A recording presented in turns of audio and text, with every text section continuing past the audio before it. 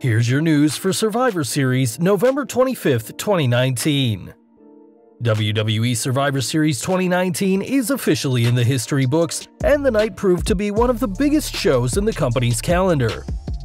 A pay-per-view that promised cross-branded matches, there was plenty of action on the pre-show, as Smackdown got the first point of the night thanks to their tag team division. In a 10-team inter-brand battle royal, it was Dolph Ziggler and Robert Roode who represented Team Blue victoriously, eliminating Raw's Street Profits to get the early lead. This lead didn't last long though, as the next match saw the NXT Cruiserweight Champion defend his title against both Raw's Akira Tozawa and SmackDown's Kalisto. Interestingly, both challengers for the purple title had already been Cruiserweight champions, but it was Lio Rush who was able to retain thanks to his high-flying offense, which gave NXT their first of many points of the night. In the pre-show main event, it was time for Raw to get on the board, as the Red Brand's tag champions, the Viking Raiders, toppled the NXT tag champions, the Undisputed Era, as well as the SmackDown tag team champions, the New Day, making the score one win each as the pay-per-view started. In the first Survivor Series elimination match of the night, 5 women of each brand battled it out for brand supremacy in the first ever Triple Threat Survivor Series contest. While the match was highly entertaining, it was messy to say the least, as having to book 15 superstars and up to 14 elimination spots made the match seem crowded, but it was an inevitable issue when the company announced such a big match. In one particularly cool moment, there was a ceasefire between Raw and SmackDown, as Natalya's sharpshooter and Sasha Banks' bank statement were used in tandem to eliminate Toni Storm. Despite this, it was the Gold brand who got the win, as Rhea Ripley got the pinfall over Sasha Banks, making herself, Candice LeRae, and Io Shirai the sole survivors of this 28-minute match. Up next, fans saw more cross-branded action as Raw's United States champion AJ Styles faced NXT's North American champion Roderick Strong and SmackDown's Intercontinental champion Shinsuke Nakamura, who wore the new IC title design that he received last week. With 3 of the most gifted superstars in the WWE sharing the ring, the match was unsurprisingly excellent, and while all 3 stars shined, it was Strong who looked the best, as the commentators praised him to fans who may not have seen the North American champion in action before. It was also Strong who got the win thanks to underhanded means, as when Styles hit a phenomenal forearm around the King of Strong style, he was quickly pulled out of the ring, allowing Roderick to get the cheap pin over Nakamura for the win and giving NXT their 3rd point of the night. Though the match was great, we can't help but think that it lacked a certain X factor that could have taken the match to the next level, which has become a worrying trend for Styles matches on pay-per-view. With 5 points already being handed out in the battle for brand supremacy, it was time for a break from the war, as NXT champion Adam Cole defended his title against Pete Dunne. Both men entered the match battered from the night before, as Cole had competed in his 3rd War Games match at NXT TakeOver, while the Bruiserweight had earned his title match with a win over both Killian Dane and Damian Priest. It was this fatigue that played a crucial part in the match, as Dunne targeted Cole's taped-up ribs, while the Undisputed Era member lashed out at the Brit's bandaged-up knee. Despite this angle, the match didn't have too much of a story to it, as both men quickly resorted to their usual style of offense that they'd do on any opponent, but this offense was certainly well received by the crowd.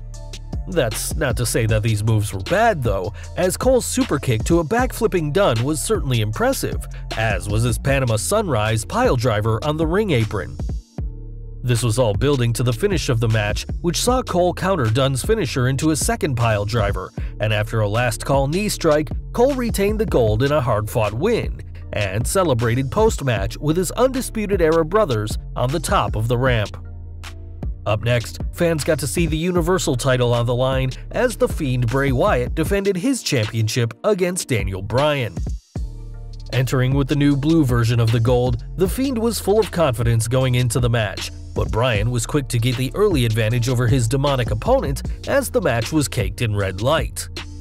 It's still shocking that Bryan is the same man who was forced to spend 2 years in retirement for neck troubles, as the bearded superstar hasn't lost a step and is still going at a level similar to where he was pre-injuries. After a dominant display by The Fiend, Bryan fought back with a series of kicks, dives, and dropkicks, and after weeks of hesitation, embraced the yes chant of the WWE Universe. With The Fiend temporarily dazed, Bryan saw his chance to win his 6th WWE World Championship when he attempted the running knee, but ran into Wyatt's mandible claw, which sealed The Fiend's victory in just over 10 minutes. A fun, exciting match between two superstars WWE have gotten so right, it's clear that the company are continuing to build The Fiend, but it was Bryan, who has done great things since his 2018 return, who was the real star of the match. With 2 title matches down, it was time to return to the battle for brand supremacy, as Team Raw, led by Seth Rollins, faced Roman Reigns' Team Smackdown and Team NXT, who were revealed by Shawn Michaels during the kickoff show.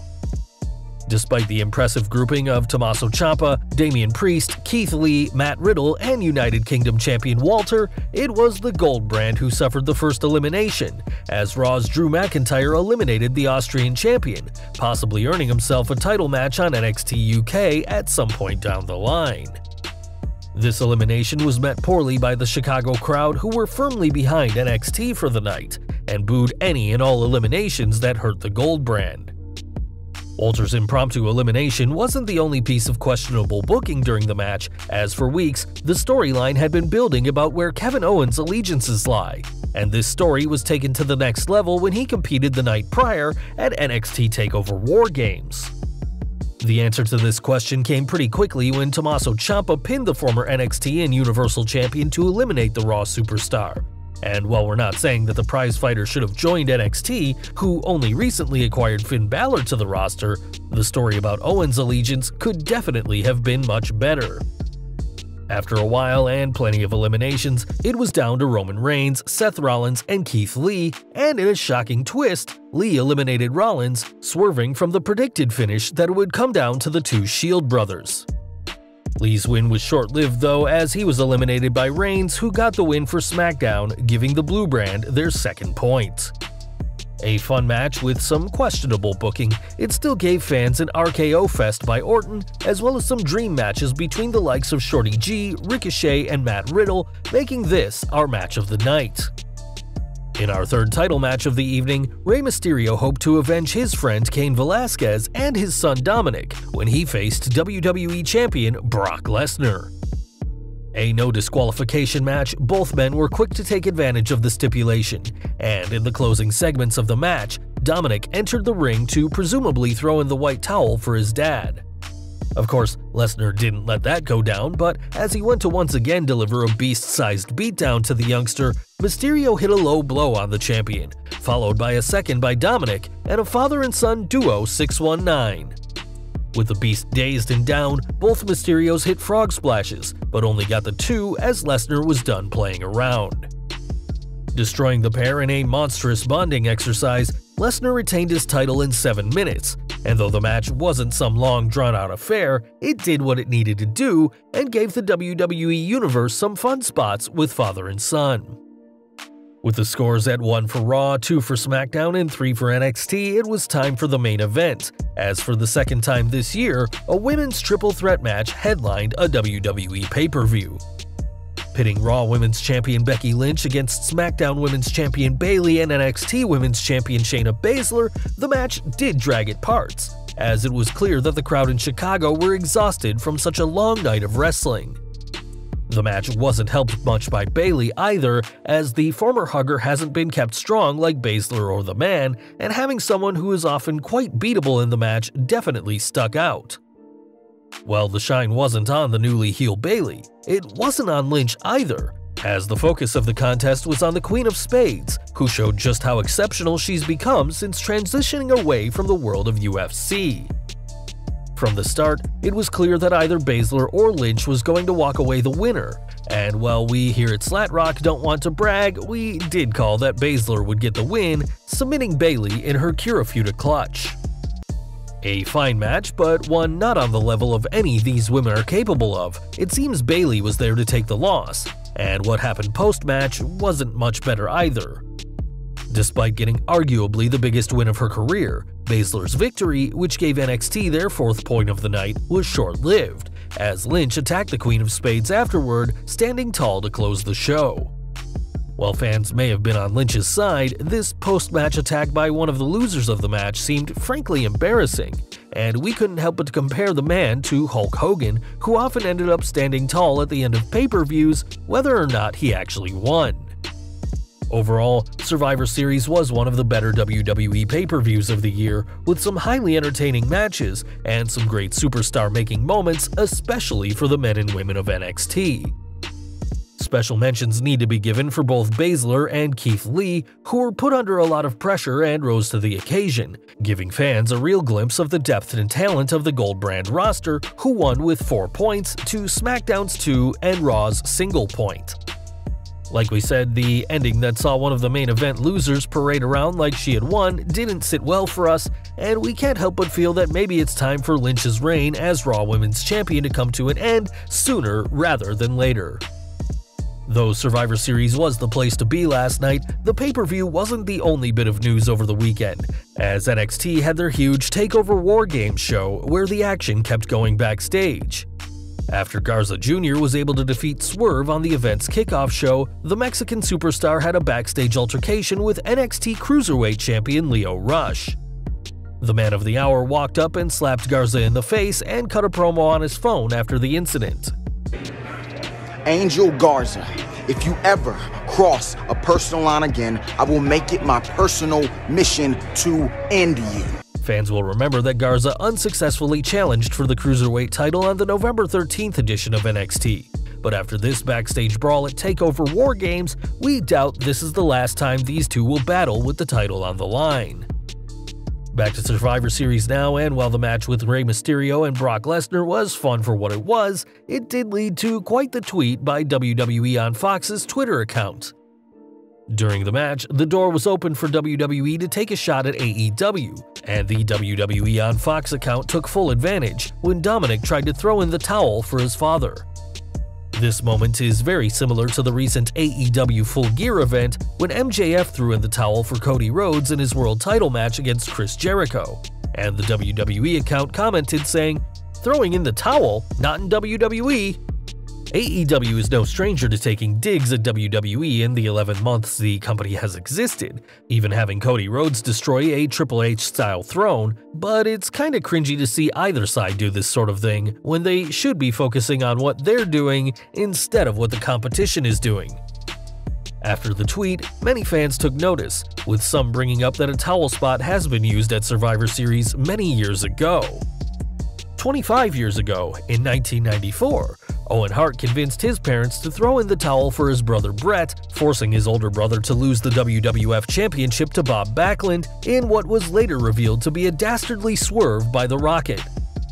While we doubt that Dominic was out there to betray his father like Owen did Brett or MJF did for Cody, the match was still fun, and both companies need to get over taking digs at one another. There was also plenty of controversy at NXT TakeOver War Games, but this issue didn't come from those in the ring, but instead from the commentary desk. It's no secret that Mauro Ranallo loves to interact with fans on Twitter and continues to share his message of accepting mental illness, but SmackDown's Corey Graves may have caused Ranallo to exit the platform. During TakeOver, Graves tweeted about the announce team, implying that Ranallo was doing all the talking by mentioning the accolades of his fellow commentators, saying fans wouldn't know they were there. Graves went further with his criticism, saying that there were far too many Chicago rap music references, and a short while later, Ranallo, who suffers from bipolar disorder, deleted his account. Of course, Ranallo can always reactivate it in the future, but for now, it seems Graves' words really got to him, and he needs a breather from the outside world. Another person who saw Graves' comments was Ranallo's good friend Frank Shamrock, who didn't take them kindly, including a message from Ice-T that social media has made people comfortable with disrespecting others. The inaugural UFC middleweight champion threatened Graves with a punch in the mouth, which many fans would probably want to see. After Survivor Series, the WWE Network launched their first episode of the Broken Skull Sessions, as Stone Cold Steve Austin sat down with an out-of-character Undertaker. Speaking candidly in a rare appearance, the dead man held nothing back when asked questions, and spoke about changing to the American Badass character in 2000. He said, I always felt like if I started feeling stale, my audience is probably feeling it before me. You get wrapped up in what you're doing, so the small changes, the breaks at the right time, but I don't think I would have made it through if I hadn't changed what I did to go to the American Badass. The character, I don't think, would have lasted through the Attitude Era. Since the Badass was buried alive at Survivor Series 2003, the dead man has yet to return to the character, though after a handful of years where Undertaker has appeared out of character, a more realistic version of the man behind the hat may return to WWE screens before his career comes to an end. And finally, we're ending with some sad news about Batista. As while the former world champion is a Guardian of the Galaxy, he's flying solo for the time being. On Twitter, the Animal confirmed that his latest relationship is over, and while being newly single will be tough for him, it appears Dana Brooke has his back. When one fan commented that Batista and Brooke should get together, the Raw superstar joked about already making requests of the former world champion, and that he can decide whether they'll get together. With two of the most dominant physiques in wrestling, Brooke-Tista would be a literal power couple, but AEW's Joey Janela also got in on the action, saying he's sorry to hear that Big Dave broke up with Marco Stunt. Where Batista goes next is ultimately up to him, but at least he's got some friends to crack jokes with as he goes through this major shift in his life.